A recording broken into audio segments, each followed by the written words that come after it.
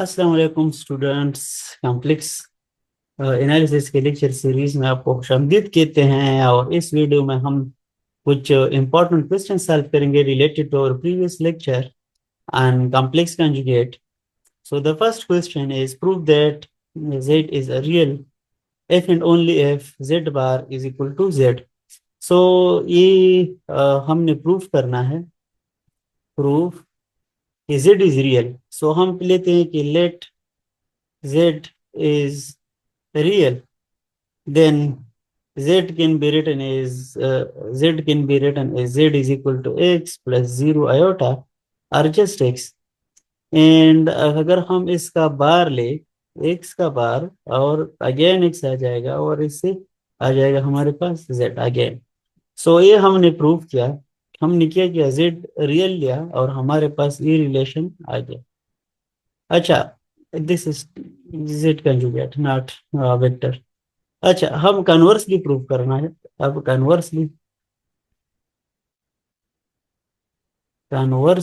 इसको दोबारा लिखता हूँ। Conversely that let z is equal to z bar is equal to z, we need to show that z is real।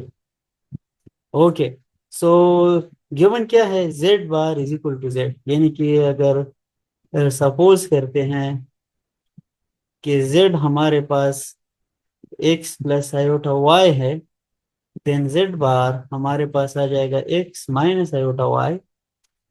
And इन दोनों को हम इक्वल पुट करते हैं, x minus iota y is equal to x, this is not plus, be careful, से x plus iota y। अब इन दोनों को अगर मैं इधर शिफ्ट कर लूं या इन दोनों की इधर शिफ्ट कर लूं, एक ही बात है, तो मैं इनको शिफ्ट कर रहा हूँ, x माइनस आयोटा y अपनी जगह पे, और ये शिफ्ट कर रहा हूँ तो minus x minus iota y is equal to zero. इस साइड पे जीरो रह जाएगा। So positive x negative x cancel हो जाएगा और हमारे पास आ जाएगा minus two iota y is equal to zero. So we know that minus two iota is not equal to zero. So this implies that y is equal to zero. अब z में अगर जेड हमने लिया था x plus iota y, since z is equal to x plus iota y, so this implies that, and यहाँ पे हमें हमारे पास आ गया कि y is equal to zero, यानी कि x plus iota zero, which is actually just x। So this means that this z is real, z is real। ठीक है जी। स्टूडेंट्स, क्वेश्चन टू में हमारे पास स्टेटमेंट है कि शो दैट आयोटा z का conjugate is equal to minus iota and conjugate of z। So इसको हमने proof करना है। सो हम ये लेट, ये एक जेड नॉट है हमारे पास और वो है iota. So the relation in the question can be written as z naught and z whole bar. और ये हमने प्रॉपर्टी पढ़ी है कि ये अलग अलग कर सकते हैं, Z naught bar and Z bar. अब जेड नॉट बार क्या है, आयोटा बार और Z bar. So iota bar a complex imaginary part है, a complex number. So this will be negative iota Z bar. सो हमने prove कर लिया। Students, exercise में क्वेश्चन नंबर 3 है, show that the parabola X square minus Y square is equal to 1 can be written as Z square plus Z bar square is equal to 2। So हमने ये proof करना है।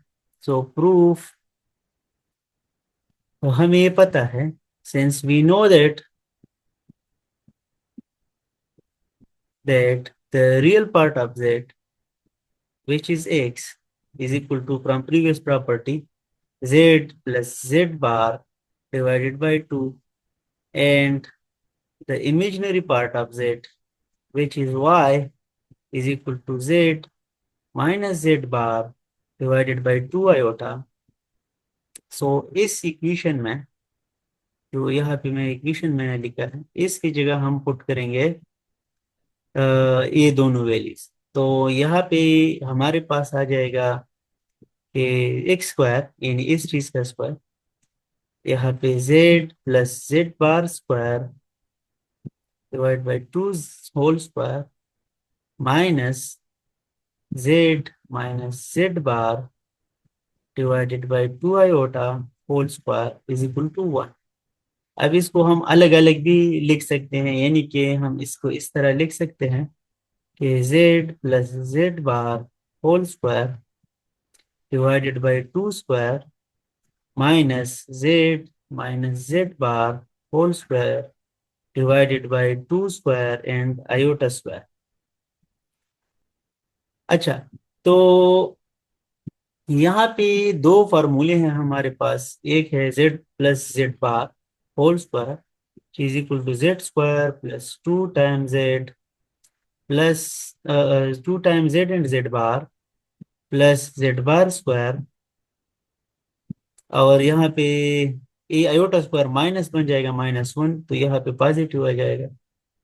और यहाँ पे z square -2 time z and Z bar plus Z bar square is equal to 1, और यहाँ पे भी 4 आ जाएगा, यहाँ पे भी 4, तो ये 4 मैं कॉमन यहाँ पे कर सकता हूँ। दिस इज 1/4, और 1/4 को अगर मैं इधर मल्टीप्लाई कर दूं तो यहाँ पे आ जाएगा। लेकिन इससे पहले देखो, +2 जेड जेड बार और -2 जेड जेड बार एक कैंसिल हो जाएंगे।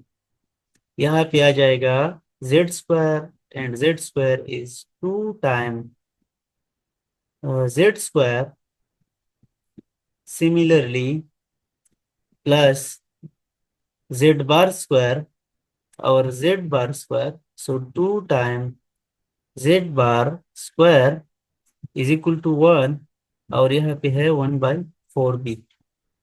ठीक है जी, 2 कॉमन कर सकते हैं, so 2/4 and Z square plus Z bar square is equal to 1। So this is 1/2 z square plus Z bar square is equal to 1, और 1/2 को मल्टीप्लाई करेंगे तो यहाँ से कैंसिल हो जाएगा। Z square plus Z bar square is equal to 2। ये हमने प्रूफ कर लिया कि जो गिवन पैराबोलिक इक्वेशन था वो हम इस तरह भी लिख सकते हैं।